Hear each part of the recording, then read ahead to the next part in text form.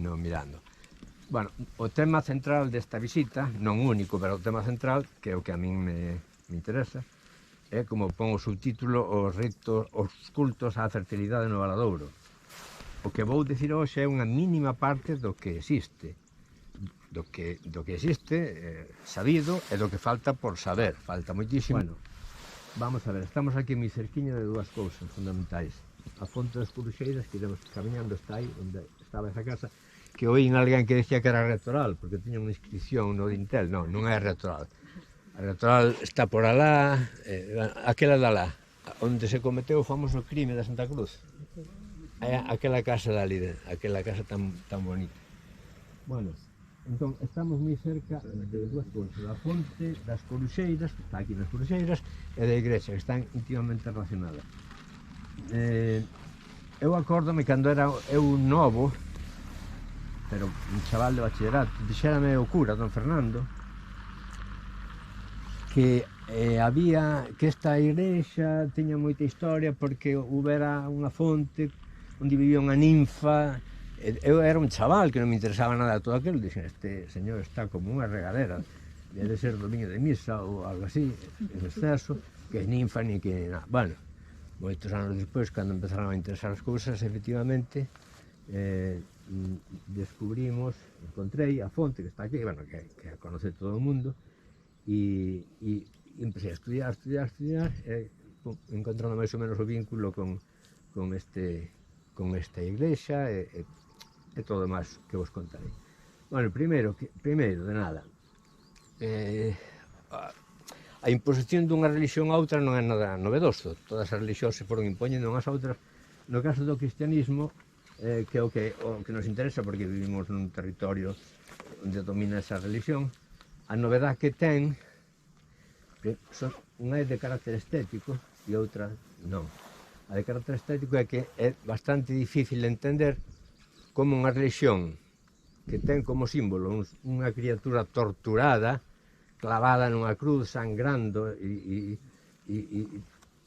pode impoñerse a unha serie de divinidades femeninas na súa maior parte, pero caracterizadas pola súa beleza, pola súa maxia, que ofrecen unha cara moitísimo máis amable que esa. Como puido calar unha religión dese tipo, violenta, sobre unha religión primitiva, completamente distinta? Bueno, pois foi calando, como calou o capitalismo en outro tipo de mundos, e como vai calar o horror que nos espera neste mundo, que xa non é moi guapo, pero esos son outras cuestións. O caso é que o cristianismo, efectivamente, impúxose a unha serie de religións que digamos que tiña unha predominancia do feminino. E o cristianismo, non só o Islán tamén, o xudaísmo, son religións non só masculinas, sino monoteístas, que é outra cousa difícil. Nun territorio como Galicia, sobre todo, onde hai unha grande variedade de vegetación, e, por lo tanto, é normal que haxa unha grande variedade de criaturas máxicas, vamos chamar de así, como é posible tamén que se impoña unha religión monoteísta e masculina e violenta, non? Bueno, pois así foi. Do que hoxe vamos falar é da supervivencia, entonces, a pesar dos esforzos e das conquistas do cristianismo, da supervivencia popular de certas divinidades precristianas. Vamos a ver, religións onde haxa cultos á fertilidade hoxe en día existen no mundo, religións oficiais, estou pensando nos países asiáticos, sobre todo, onde hai templos dedicados á fertilidade, con símbolos masculinos e femininos, pero hai cultos exclusivos da fertilidade aquí, dentro do cristianismo non. Pero a nivel popular, como foi sobrevivindo esas religións, chamémoslle, non me gusta chamar de femininas, pero para entendernos pode valer, como se lograron remontar os milenios xa, pois lograron disimuladamente na memoria da xente. Non foi un decreto oficial, ni moito menos, foi a supervivencia, igual que sobreviviu o idioma, que sobreviviu na xente, sin apoio ningún desde arriba, pois igualmente sobreviviron na mentalidade popular, gracias en parte ao illamento deste país, cousa que está desaparecendo. Eu recordo que fixemos un libro hai anos, durante moitos anos, un libro de contos e lendas do Valadouro, que titula así, Contos do Valadouro, e daquela a hoxe cambiou moito a mentalidade. Cando me contaron, que eran vellas, sobre todo mulleres, os homens non contaban historias antiguas, contaban da súa vida personal, realista, da mili, de cando iban as mozas, do traballo. As mulleres eran as que mantiñan os secretos, os misterios da vida. Entón, estas mulleres, moitas delas eu asistín asombrado ao feito de que elas creían o que estaban contando. Non era que te cantaran algo antigo que era mentira, non. Había moitas mulleres que creían aínda no que estaban contando. Incluso, nun caso, unha velliña díxome que polas noites rezaban o rosario despois de cenar, pero despois o pai dicíalles: cando vaiades para a cama, embaixo rezade os responsos de San Xoán retorneados, que era unha cousa que era ao demo, era unha oración ao demo. Isto recordo eu. Esta muller creía que había que rezarlle tamén ao demo, facían na cama en secreto, que non os oíse nai, pois non vai a ser que o cura mandase un espía para saber se naquela casa se invocaba al maligno. Facían de noite na camiña calados. Bueno, e como eso moitas outras cousas, as creencias nos mouros, nas mouras, nos encantos, eso permanecía. Eu creo que aínda hai hoxe xente de moita edad no Valadouro que o cree. O que pasa que, bueno, dentro de 10 anos acabouse. Estou convencido. Eu creo que eso está perdido. Afortunadamente, o que é no Valadouro, conservamos toda esa sabiduría, toda esa fantasía popular nese libriño. Oxalá en todos os concellos de Galicia se fixese unha cousa similar, non? Teríamos unha especie de corpus de literatura popular valiosísima, non só como literatura, sino como material para investigar outras cousas. Bueno, xa me fui un pouco do tema, naturalmente, disculpádeme. Entonces, vamos empezar me parece que empezamos por aquí. Deixademe consultar as chuletas. Vamos a ver, sí, por que se ten asociado a fertilidade, as augas, as fontes, os ríos, os pozos dos ríos, os piagos, por que se ten asociado ao femenino? Incluso o sol, que é unha divinidade, cando se convirte en divinidade, é unha divinidade típicamente masculina, pero houve un tempo en que non era así. O sol, por exemplo, en euskera, o sol hoxe dícese euski e é unha palabra femenina. O euskera é unha lingua que parece ser que se mantivo incorrupta desde finais do Paleolítico superior. Entón conserva palabras co seu xénero correspondente, e sol en euskera é feminino. Nas linguas celtas antiguas parece ser, segundo dicen os filólogos, que tamén era feminino. Na mitoloxía nórdica chamanlle Sanna ao sol, feminino. Fixados que en inglés conserva o san, non? Bueno, entón, incluso o sol, que nos coñecemos polas religións xa posteriores, masculinas, os cultos solares, etc., foi nun tempo feminino. As augas, por suposto, tamén, pero porque se lle atribúe a fecundidade, a fertilidade á muller. Bueno, parece ser que durante milenios o home, na prehistoria, ignoraba a relación existente entre coito e preñez. Entonces, eles pensaban que a muller tiña a capacidade de enxendrar só aos fillos, sin intervención do varón, e os animais tamén. Incluso isto pasa á religión, ao cristianismo, e a Virxe María concibe sin intervención de varón, o Espírito Santo, tal, bueno. Sí, pero sin intervención de varón, eso manténse incluso na religión cristiana. Bueno, entón é normal, polo tanto, se a muller é capaz non só de enxendrar e parir, senón de producir leite, que é fundamental para a supervivencia da cría, e polo tanto do grupo, do pequeno grupo humano, é normal pensar que a muller é unha criatura superior, porque ten uns poderes que non ten o macho, non? E pasa o mesmo coa terra, se a muller e as femias, animais son capaces de enxendrar vida, a terra, que enxendra vida, non temos máis que vela, pues, a erva, por as árbores, que debe ter tamén un carácter feminino, non hai un elemento masculino necesario para que a terra por si sola guía vida. Entón, de aí nace o feito de que a forza creadora do universo sexa feminina. Non sabemos se existiu esa deusa de que se fala desde hai uns 50 anos, empezan os antropólogos, incluso arqueólogos de inicio, empezan dicindo que parece ser que houve un tempo en que se creía nunha deusa universal. Non temos a certeza, tampouco a teremos nunca. O que sí temos certeza é a existencia de deusas, dunha grande variedade de deusas asociadas á fertilidade, de deusas nais, porque de eso sí que, por exemplo, hai registros xa escritos, sobre todo en Grecia, na religión grega. Entonces, houve un politeísmo mixto, masculino e femenino, pero antes da chegada dos chamados indoeuropeos, que son os que traen as religións monoteístas e masculinas, na época do bronce aproximadamente, os indoeuropeos son povos pastores, son nómadas, por tanto invaden territorios, son xente con certa dosis de agresividade, son xente que unha das prácticas básicas na súa actividade é a castración para domesticar. Non deixa de ser unha metáfora do que é a civilización. A civilización, a religión mismo, todas as religións son castradoras de base.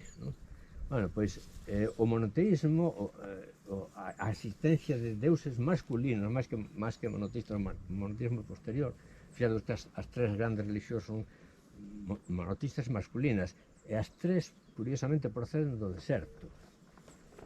Cristianismo, Islán, xudaísmo proceden do deserto, porque eu creo que quizás foi condicionado polo propio medio. No deserto é todo hai un paisaxe, non hai variedade, é todo un ceo, por tanto ten que haber un deus, nada máis. Ben, estes povos que veñen invadindo toda Europa, traen, polo tanto, é lógico que teñan un panteón masculino. Se os valores son fundamentais, os valores, a forza física, a agresividade, etc., é normal que as súas divinidades sexan masculinas, que sexan homes. E pouco a pouco vanse sustituindo hasta que se impoñen aquí neste territorio, tamén no seu, primitivamente, onde o panteón estaba dominado por criaturas femeninas. Bueno,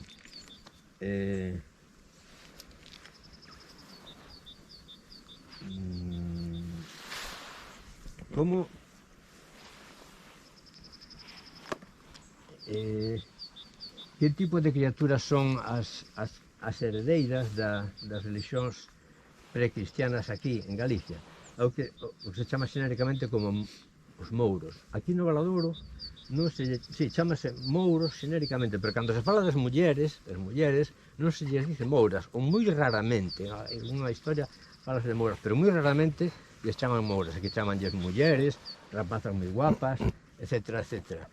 Pero hai unha palabra que non sei se é exclusiva do Valadouro, pero sí que é daqui, que ilustra moi ben o que estamos dicindo. Aquí no Valadouro, no Pereiro, aos mouros chamanlles pagaíños, é dicir, pagáns pequenos, pagaíños. Incluso hai un conto nos contos do Valadouro onde os describen como son, e as mouras pagaíñas. Bueno, pois non hai moito tempo, eu teño unha veciña que chaman a pagaíña. E preguntei a outra veciña, por que lle chaman a pagaíña? É de algún sitio que se chame pagaíños? Eu non, é que a súa nai era enana. efectivamente, a nai recordo era unha criatura nana. E, bueno, pero que ten que ver pagaíño con ser pequeniño. Dixo, pois non sei, pero antes había unhas castañas que chamaban castañas pagaíñas, que eran moi pequeniñas. Entonces, claro, está claro, o sea, non só son pagáns, pagaíño é pagán. Non só son pagáns, sino que son pequeniños, como os elfos, como os gnomos, como os enanitos de Blancanieves, etc. etc. ¿no? Está moi claro. Non sei se en outro sitio de Galicia existe a palabra pagaíño, pero deberase estender. ¿no? Aquí, bueno, é unha cousa local e a esas criaturas chamámoslle de outras maneiras. A palabra mouro, e iso, ainda que me estou enrollando, quería deixar isto o claro que eu teño. A palabra mouro, porque hai que anda proliferando por aí unha definición dun antropólogo que non me acordo o nome, un home moi traballador, que dice que mouro procede dunha palabra primitiva que é mur, que significa morto. Entón, para ele, os mouros, o que nos chamamos mouros, serían o espírito dos mortos. Eu creo que é un error absoluto. Para min, que son unha raza mítica, que non ten nada que ver con esas criaturas que dicen ele, con eses fantasmas. Cando se fala deles non se fala nunca como criaturas do máis alá, non, son daqui, pero son unha raza mítica inmortal, espíritus dos mortos. Bueno, eu dudo moito que isto sexa posible, pero bueno, por aí está por aí anda o tema do nome. Vamos a ver.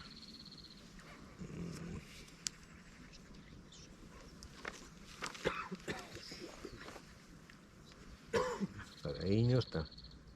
Bueno, o feito de que estas criaturas, sobre todo de carácter femenino, non teñan nada que ver cos mouros, e eu creo que a palabra mouro é relativamente nova, porque, por exemplo, en Asturias chamabanlle as criaturas que viven nas pontes, chamanlle xanas, as xanas, ten que ver con Ana, que xa veremos o que significa. Xanas. Aquí en Galicia, ao mellor existiu unha palabra similar, pero eu creo que o de chamarlle mouros en toda Galicia, mouros enténdese como sinónimo de infiel, de non cristián. Posiblemente influía a chegada dos musulmanes aquí, entón empezaron a chamar mouros porque os musulmanes eran infiéis tamén, empezaron a chamar mouros a esta xente porque tampouco eran cristiáns. Para que vexades como eran físicamente, que xa o sabedes moito, pero como eran físicamente as mouras, as mouriñas, veredes como non ten nada que ver con ser de ultratumba nin nada. Vou citar exemplos daqui do Valadouro, exemplos moi cortos. Dice, por exemplo, nas arcas da Penamoura vense unhas rapazas moi guapas que se están peinando con peines de ouro. É un tópico desto, non? A muller que aparece na fonte moi guapa, para empezar. Son criaturas fermosas, son mulleres loiras, non teñen nada de rústicas, ao contrario, son unha raza distinta de todos nós. Son loiras, guapísimas, unha raza, en certo modo, superior ou distinta. Son moi guapas, e fixadevos no carácter de seducción que ten o de peinar a cabeleira. Xa de por sí, o feito da muller peinar a cabeleira é a historia da arte ocupase de ilustralo, é un xesto dotado de certo erotismo, de certa seducción, e se encima a cabeleira é loira e o peine de ouro, xa non digamos, non? Outro, na casa do encanto de Paredes saen 3 rapazas a lucir o cabelo enrestrado, o cabelo con grandes trenzas, loiras, outra moi atractivo tamén desde o punto de vista dos homes. Nas penas do Cuchareo, que están aí cerca, había unha fonte e ali víanse 3 pícaras a bailar no víspera de San Xoán. Pois igual, é unha imaxe de 3 rapaciñas novas bailando, bueno, pois o mesmo carácter. E por último, na fervenza da Candea Branca, alguén hai aquí do Valadouro? Quen hai do Valadouro? Algunas persoas así. A Candea Branca, sabedes onde está? Non, bueno, a min contaron un conto, cando andábamos co do libro, que decía que había unhas rapazas na Candea Branca, Ana, Xoana, Viviana, etc. E nunca máis volvín a oír o nome da Candea Branca. Eu sei que ou ben a fervenza do Escouridal ou ben a fervenza que chaman en o Pereiro, ten o mesmo nome que daqui o pozo, a onza do Pereiro. E chaman a candea branca porque se ve a caída da auga, parece unha candea, non? É precioso nome, pero eu creo que está perdido, porque eu preguntei a todo o mundo e ninguén me supo decir nada.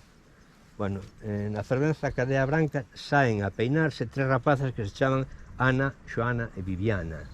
Aí temos o Ana, outra vez, significa auga. Ana significa auga. Aparece, por exemplo, palabras como Guadiana. Guadi en árabe significa río. Os árabes encontraron un río chamado Ana e chamaron Guadi Ana, o río río. Ou Guadalquivir, que é Guadi en árabe, Al, que é o artigo, e Kifir, que é grande. Guadalquivir, o río grande. De maneira que todo o que leve Ana, vémolo en Santa Ana, vémolo na súa nai Emerenciana, etc.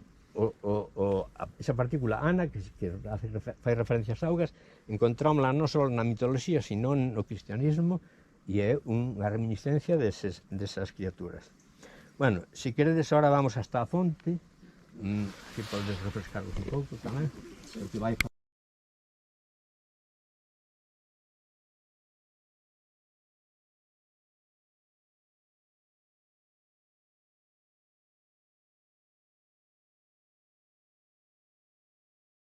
Bueno, diversas interpretacións. Parece ser que Adán leva en medio a representación da serpe. Parece ser que a serpe do demo serpe. Bueno, iso é o que di. A mí, a portada esta parece unha especie de pegote aquí, non en consonancia co resto do edificio que está desnudo, completamente. Está aproveitado? Eu creo que está aproveitado. É unha das teorías que dicen que procede dun mosteiro que había aquí na Veiga, que se chama o Mosteiro de Vermún, sobre que non se sabe nada, ni siquiera a orixe do nome. É dicir, posiblemente viñesen dese edificio e o aproveitasen para iso. Dentro da cinta, pero non vos podeis nada. Bueno, eso sí, os símbolos que hai nas portas, que te vedes por aquí, nada. Hai nos arriba un cortado. Bueno, hai nos en máis igrexa do Valor, incluso eu recordo un cementerio que había nos portamentos había.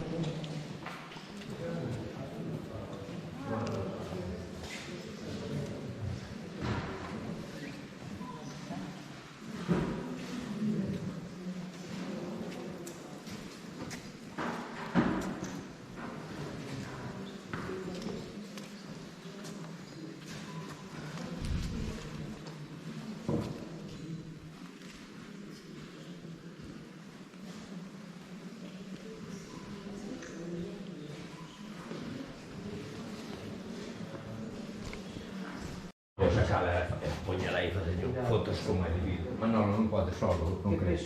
Aí sí, non vai poder. Meta no peto, coño.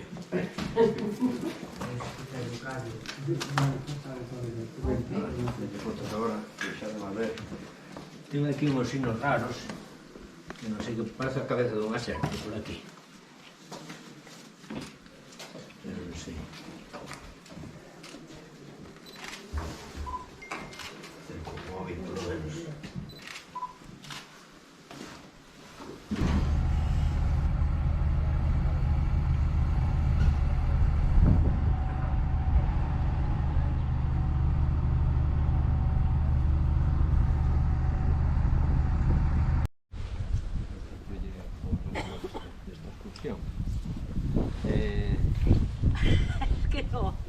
Antes de falar da fonte do Santo, da fonte da Nosa Señora, que xa vos contarei unha historia, quería, como dixen antes, que moitas veces están os templos cristiáns erixidos cerca da fonte. Se vos fixadas, non sei que as máis importantes, as máis antigas, non só daqui do Valador, senón da Mariña, acontece isto. Por exemplo, San Martiño de Mondoñedo, parece ser que nace todo o culto posterior, nace da fonte da Zapata, a fonte moderna, o mueble, digamos, a construcción moderna, pero o manantial antigo.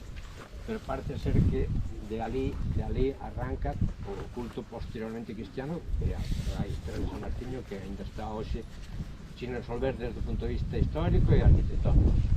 Pero bueno, arranca desa fonte. Igual acontece, por exemplo, con outra igrexa maravillosa que está en San Pedro de Viveiro, unha parroquia cerca de Viveiro, San Pedro de Viveiro, a unha igrexa é románica pero construída sobre unha anterior, outra vez igual que en Santa Cruz. Ali nos ménsulas, nos canzorros do exterior, vedes dúas, se vades por ali, vedes dúas representacións dos xenitais masculino e femenino sin ninguna intención moralizante, nin punitiva, nin nada. Por tanto, é de supoñer que é relacionada con cultos á fertilidade. Igual acontece en outra igrexa maravillosa que está chove dentro igual que fora, que está en Santa Mariña de Miñotos. Creo que da Mariña, creo que o único santuario dedicado a Santa Mariña, que como sabedes é unha santa galega que non recoñece. Es que nosotros, yo nunca lo vi, Fuimos de casualidad. Fuimos el otro día, y a mí me llama la atención que esté aquello allí. Pues está abandonado, é propiedad de tres partes, unha delas a Asociación de Veciños. Y seguramente que hubo fiesta, hace poco estaba Sí, todo. sí, celebra esa romería. Ali é un sitio maravilloso, dicen que a igrexa que do XII, século XII, dicen, ali al lado está o Piago da Santa, que se conserva unha lenda, unha lenda, é a típica lenda de Santa Mariña. Hai unha pedra que, hai foto nada máis, conserva unha pedra onde se reproduce a lenda de Santa Mariña típica, que é un guerreiro atravesando coa lanza unha serpe. Esa foto, esa pedra non se sabe onde está, conserva esa foto, parece ser que foi encamiñada ao Museo de Lugo, pero nunca chegou. Pero dentro había unha imagen, verdad? Sí, bueno, sí, dentro da capela hai unhas imaxes, pero non teñen valor, nin siquiera hai imaxen de Santa Mariña, desapareceu tamén. Bueno, pois ali está, ademais do Piago, que é a lenda pagana, posteriormente a Fonte da Santa, que naturalmente chamanlle a Fonte das Verrugas. Se vades por ali encontrades o mellor panos amarrados polas silvas. A xente pensa que mollando os panos na auga, deixalo secar e cando seque cura as verrugas. Bueno, é unha cristianización e unha reutilización da fonte. Outros lugares xa, que deixades tres iglesias importantísimas da Mariña. Despois xa concretamente do Valadouro, outros lugares que vou facer simple referencia, outros lugares antes de aquí de Pacoi, outros lugares relacionados con fontes, por exemplo en Recaré, antes limbos a lenda da fonte das Coruxeiras, fixado que dicen da Recaré que está moi cerca.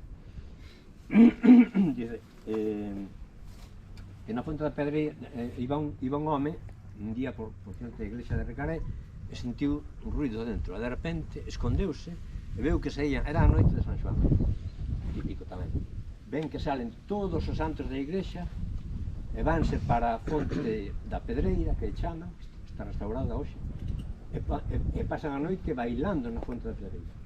E chega, antes de salir o sol, regresan para a igrexa, suben ás súas peañas e despídense dicindo hasta o ano que ven, compañeros. Bueno, pois é outra vez os santos que regresan ao seu lugar de orixe, ás fontes. Outra lenda de Vilacampa que dice que a Virxe todos os domingos antes da misa vai lavar os pés ao neniño no rego das Balsadas. Balsadas que vai precisamente á ermida de Santa Mariña, que pasa por ali, nace aquí. Outra lenda tamén, o mesmo. Permitidme que faga referencia á mesma lenda en Ferreira.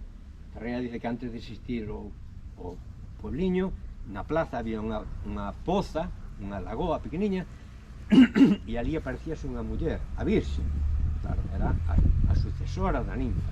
Entonces pedíalle aos veciños que lle construísen unha capilla para vivir, e construíronlle a capela da praza que está desaparecida. Pero conto unha historia porque é interesante. A miña avoa decía que a patrona verdadeira de Ferreira era a Virxe do Leite. da Leite outra divinidade relacionada coa crianza, coa procreación. É que había unha imaxe da Virxe do Leite. Bueno, a ermida que hai en Ferreira derrubouse no primeiro tercio do século XX, oculto na igrexa parroquial. Eu recordo o adro da igrexa como isto, de Erviña, pero hai uns anos, xa igual 15 anos ou máis, pois quixeron, enlousaron todo o adro e levantaron o chan. Eu, que fun, iba a decir San Cristán, non, San Cristán tiña máis categoría, era monaguillo, un pouco obrigado, monaguillo, e entraba na sacristía pola unha porta que daba fora, ao exterior do templo. Entón, había un escalón que eu pisaba, durante anos pisei e repisei. Bueno, cando fan as obras de remodelación do adro, danlle a volta a pedra e era a Virxe do Leite. Por que? Porque, polo visto, había costume de cando se desfacía un templo, os santos todos que houvesen nese templo pasaban a formar parte da cimentación do edificio novo. Este, como pola parte de atrás era, bueno, tiña forma rectangular, era un escalón perfecto, era evidentemente de estar encastrada na parede, pareceulles perfecto e... Un baixo relieve ou... No, era unha escultura non exenta, pero bueno. Bueno, pois ali está a Virxe da Leite, está no batisterio que xa non se usa, ali tirado no medio de... Calquera día collen o tiran no camión da basura. Nós fixemos todo o posible, falamos con don Fernando, falamos con outro cura, falamos coas monxas, a ver se podían poñer esa santa na igrexa, hacerlle un furado na parede, poñela ali, porque sería, aparte de todo, a única peza artística que hai en todo o pueblo. Non houbo maneira, e a teñen abandonadiña, non sei os motivos porque non a queren poñer á vista. Eu consultei con un experto en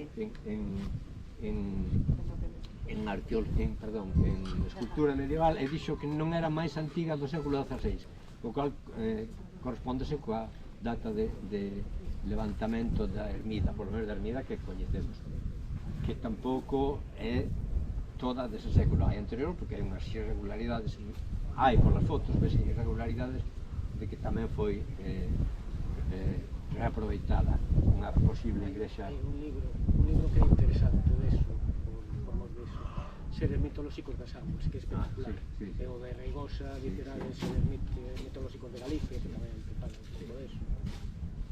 Bueno, e agora vamos falar entonces da fonte da Nosa Señora. Hai moitos anos, cando andaba eu con os libros dos contos, pois contatei con un home, morreu xa, un home maior, e levoume a fonte, indicoume o sitio, fun á fonte da Nosa Señora, fixenme unha foto, hasta cando iba para ali había unha corza bebendo, que a imaxe era, bueno, para unha cantiga medieval. Totalmente. A corza bebendo na fonte, bueno, fixenlle foto, pasaron 30 anos, e hai intentei varias veces, incluso hai uns días vin aquí esta casa, anduve na casa da xente máis velha da parroquia e ninguén sabe desa fonte. Eu xa empecé a pensar que entoleara eu hasta que encontrei a foto que fixera eu.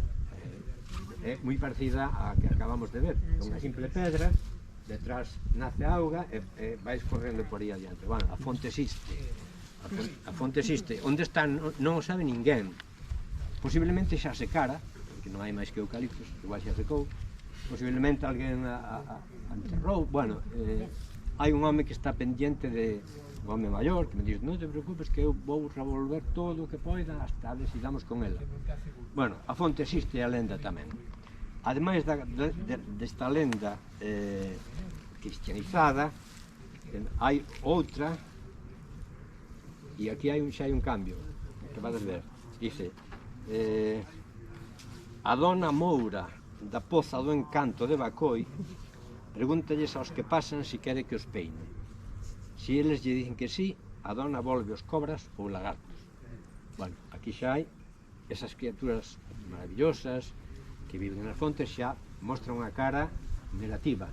Isto posiblemente fose a Iglesia que buscase desprestixiar estas mulleres, estas criaturas, e por tanto os cultos que representaban. Hai outra lenda que tamén vos quero contar, que tamén é moi didáctica, explica moi ben o que foi que foi o cristianismo desde o punto de vista visual, digamos. Bueno, dice a lenda así: na igrexa de Bacoi había unha pila bautismal que xa non se usaba, e un día o cura mandou tirala nun ribeiro. Como a pía quedou virada, viñan todas as noites unhas mulleres e puñense a fiar en riba dela, laiando como as cadelas. Os veciños tomaron tanto medo que lle foron contar ao cura, mas el non lles fixo caso. Entón pillaron a pía nun carro e levárona para o adro da igrexa, e así as mulleres non volveron máis. Eu recordo que cando escoitei esta lenda había unha pía bautismal ali, onde está aquela fonte, ali tirada, que por lo visto venderon despois. Non sei se se refería a mesma pía, pero eu recordo aí. Bueno, aquí está claro, a pía quedou virada, esta é unha especie de subversión, de inversión do mundo. O cristianismo, que era a orde, quedou virada, quedou aniquilada a orde. Entonces reaparecen esas criaturas, esas mulleres que por unha parte se laendo como as cadelas, algo despectivo que posiblemente teña relación, había que falar con un psicoanalista, pero a mí ten toda a relación co odio ao femenino, co odio e co temor ás femias en celo, non? As cadelas que laian. E por outra parte, algo importantísimo, que viñen fiando. Que ten que ver eso, non? Por que veñen fiando, berrar aí, bueno, veñen fiando o tema das deusas primitivas fiandeiras, están todas as culturas. Son as mulleres que tecen o destino, incluso en Grecia, previamente aos deuses gregos. Quen crea o mundo é unha muller co seu fuso xigantesco, e en todas as culturas europeas e asiáticas aparece a figura da muller fiandeira, da muller que crea a urdime, a orde, que crea o mundo. Incluso aquí no Valadouro, en outros sitios, contanse historias como que os dólmenes ou as penas, a pena de Budián, que hai en Budián, que atrouxe unha muller na cabeza e que viña fiando. O sea, a figura destas mulleres que traen dólmenes na cabeza, penas xigantescas, e que veñen por unha parte fiando e moitas veces amamantando a dous nenos ao mesmo tempo. Outro símbolo da fertilidade. De maneira que temos a esa posible deusa primitiva, por unha parte, que é deusa da creación, da procreación humana, e por outra, crea tamén a orde humana co seu fuso e a súa roda. Eso pasa incluso, a mitoloxía grega e a literatura. Penélope, a muller de Ulises, é a muller que tece, que está facendo? Está tecendo o tempo para que o marido poda chegar a tempo, ela se poda librar dos pretendientes que a cosa. De maneira que mirade como se vai transmitindo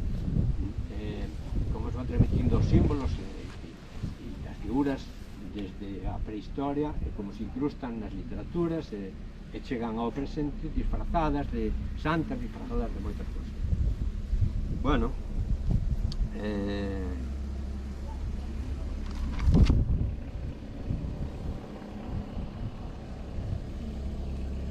para terminar, antes de entrar, direivos de un par de historias de como as mulleres, estas as ninfas, as criaturas das augas, cando se volven malignas, na maior parte das ocasións é como castigo aos homens por non deixarse seducir, por non acceder ás súas pretensións sexuais, porque elas son as descendentes das deusas da fertilidade, moi prolíficas. Entón, cando un home se nega a unirse sexualmente con elas, castigan. Primeiro conto, un mozo de Santomé viña un día da feira de correlos e pasando o rego das Pontellas viu unha rapaza moi bonita, que tiña un tesouro nunha mesa. O rapaz ficou a ollar para aquelas pezas maravillosas, cuncas, culleres, alfaias, todo de ouro. Entón a rapaza díxolle: que é o que máis che gusta do que ves? O mozo sinalou unha das pezas e dixo: aquel anel. Entón a rapaza repuxo: pois se dixeras que era eu o que máis che gustaba, teríasme a min e máis ao tesouro, e así non levas nada. E recolleu as xoias e desapareceu. Castigo por non acceder á seducción. E outra máis. Unha vez pasaba un home pola furada do Encanto do Cadramón, e niso saiulle unha muller moi guapa, tamén era toda guapísima, e díxolle se quería casar con el. O home contestoulle que non podía, que xa estaba casado. Entón a muller dixo: toma logo este diadema e lévallo a tua muller. O home foise moi contento, e ao chegar a casa contoulle a muller o que le pasara. Ela puxo o diadema na cabeza e no momento ardeu enteira. Quedou soltero, xa se podía enrollar coa... Bueno, en relación coa fertilidade, aquí hai pouco que decir, solo hai esos dous restos da fonte e da poza, pero si aquí celebrouse durante moito tempo, o 15 de agosto, unha romería, a romería da Nosa Señora, a donde viñan mulleres embarazadas, pois a pedir que o embarazo fose a bo término, ou que tuvese un bon parto, etc. Eso desapareceu. Parece que van a ver unha misa. Yo no sabía.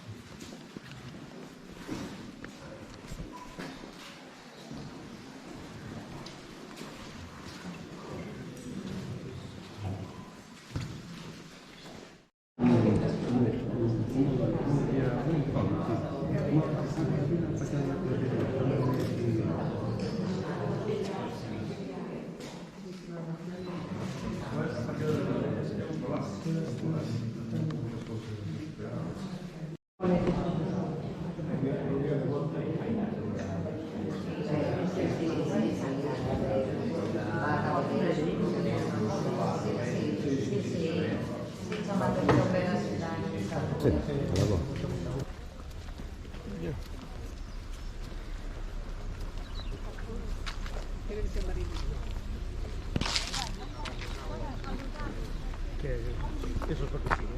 Porque dixo que entráramos por a parte de abaixo.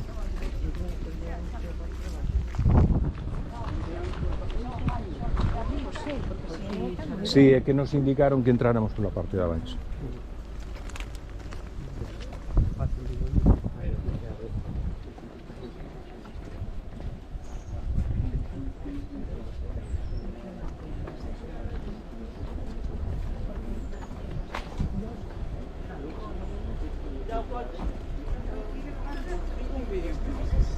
Cuidado, Elena, coche.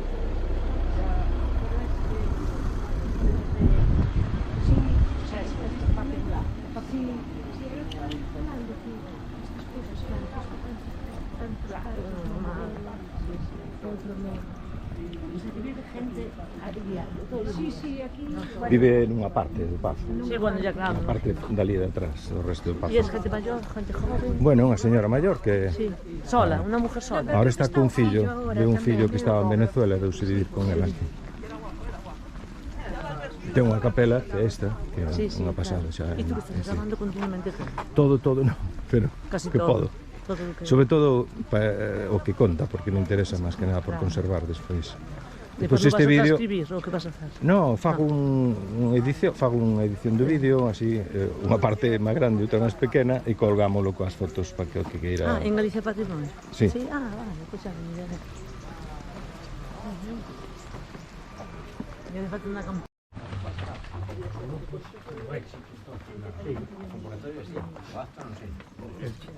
Hola. Hola. Bueno, pues vamos, que venga.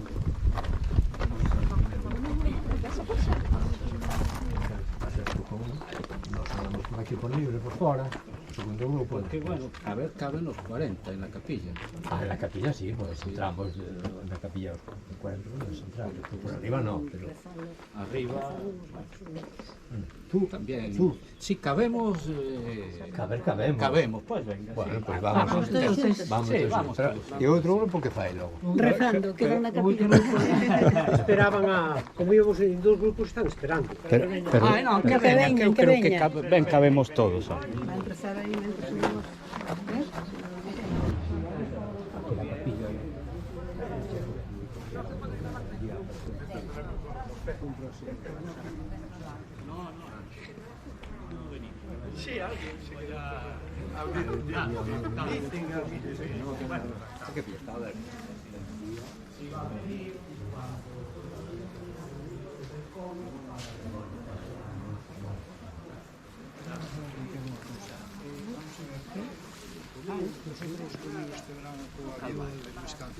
En Venezuela.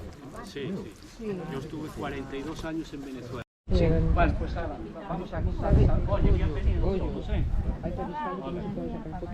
Aquí antiguamente había un hórreo Escuchar. que llegaba más o menos hasta la puerta, donde comienza la puerta aquella. Este hórreo lo tiró mi padre para hacer gallineros, porque se dedicaba al negocio de los pollos y tal. Y la piedra de este hórreo está aquí. Se hizo esta nave. Era precioso, grande, pero bueno, cosas que se hicieron y en fin. Se llenó esto antes, por supuesto, yo lo recuerdo, porque yo vivía aquí hasta los 7 años y estas naves no existían. Entonces aquí lo que había era un muro de piedra, aquí todavía está el muro de piedra detrás de este cemento, y lo que había era árboles frutales. El pazo es de la primera, es del siglo XVI, de la primera paso del siglo XVI. Mi padre dice que se comenzó a construir en el año 1525. ¿De dónde sacó esa fecha? No sé, nunca le pregunté y ahora no puedo preguntarle porque ya no está. Lógicamente no se hizo todo de una vez, se fue haciendo por partes. La torre principal, que es la que tiene el escudo, que está por la carretera, que podemos ir a ver, fue la que se hizo primero. Después se hizo esta torre, luego se fueron anexando los demás cuerpos. Vamos entonces primero a ver la capilla, si os parece bien. La capilla es un siglo posterior al pazo, ya es del siglo XVII. Hay 3 fechas probables como fecha de fundación, que es 1641, 1677 y 1686. La de 1686 se cae por su propio peso, porque aquí hay documentos donde los señores de aquella época, en el año 1677, le piden permiso al obispo de Mondoñedo para dar misa aquí, porque en épocas de invierno se inundaba la zona, entonces tenían que cruzar 2 ríos y 3 puentes, así dice el documento. Los 3 puentes es este de Beloy, aquí hay 2 en Beloy, y uno que está allá que se llama el puente de Centoy. Y los 2 ríos, el Beloy y el Ouro. Entonces, bueno, vamos a pasar. Llamaba esos nombres de ruedas sempre foron Algo alvarito. Porque todo el mundo que falaba. Tú sabías ¿Cómo son los juegos nacionales? Somos un primer equipo de Lugo representando somos las ciudades saladeñas. La selección de balonmano todavía. Mucho bien, ya.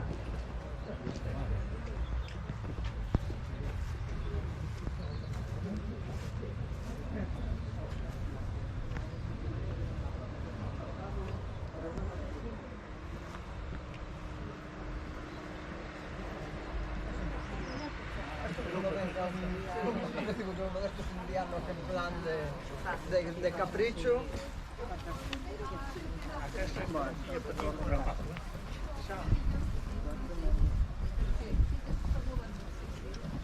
Ahora sí que puedo sacar unos tatuajes.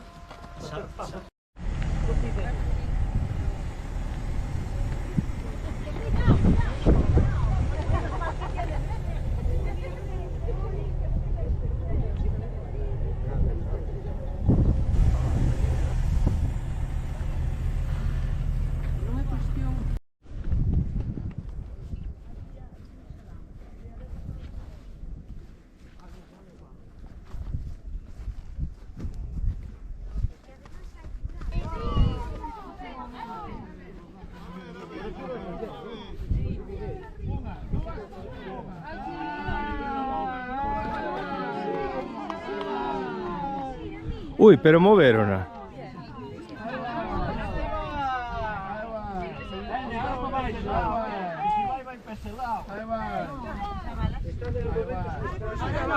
Hostia, é a primeira vez que vexo moverse. A ver, sabes como la va?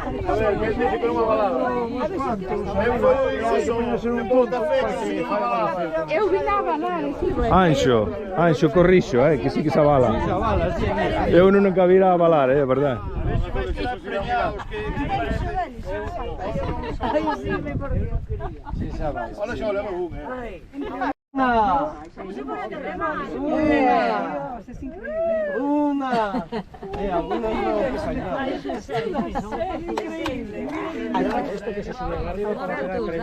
Aí, para variar. Dalle, sabes.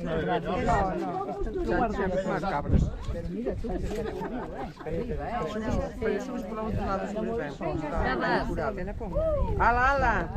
Hola, a Vale. Mira, el sol. Surfea a pedra. Mira. Ya, suelta ya. A ver, Sigue. Xa me chegou. Te pongo una de colores para que vean que no te pueden tocar ahí. Ese é o que vai empreñar ahora é él. Ahí era para enseñar.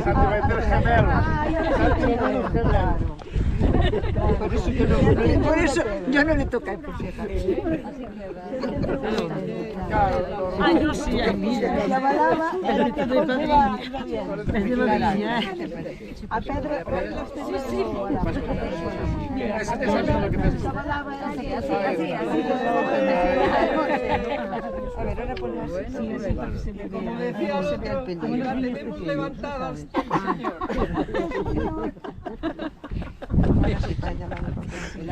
Que no te toque.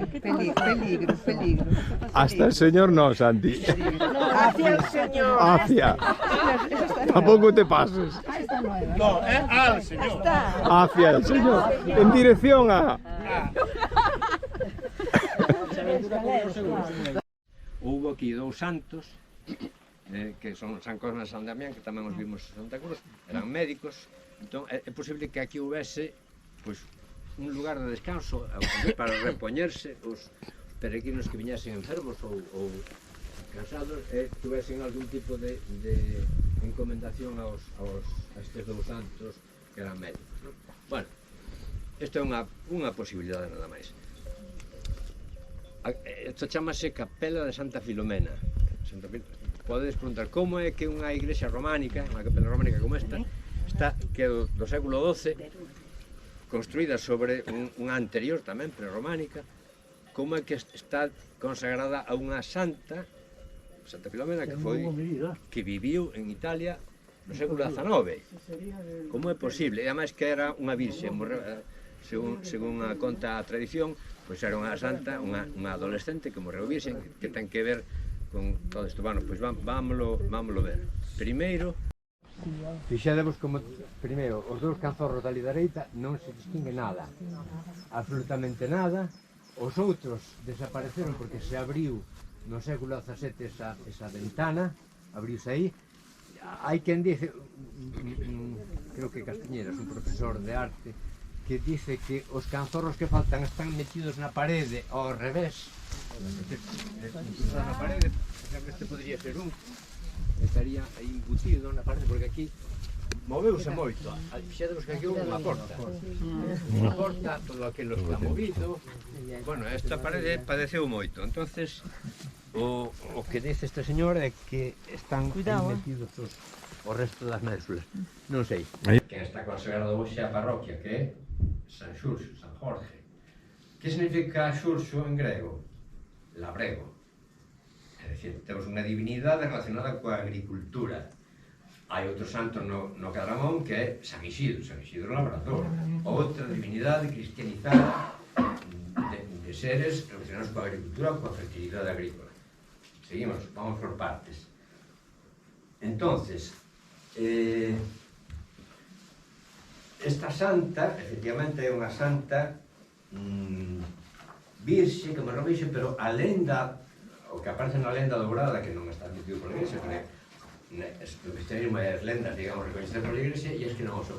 Na orixe desta nena, desta santa, xa aparece o motivo da fertilidade. Resulta que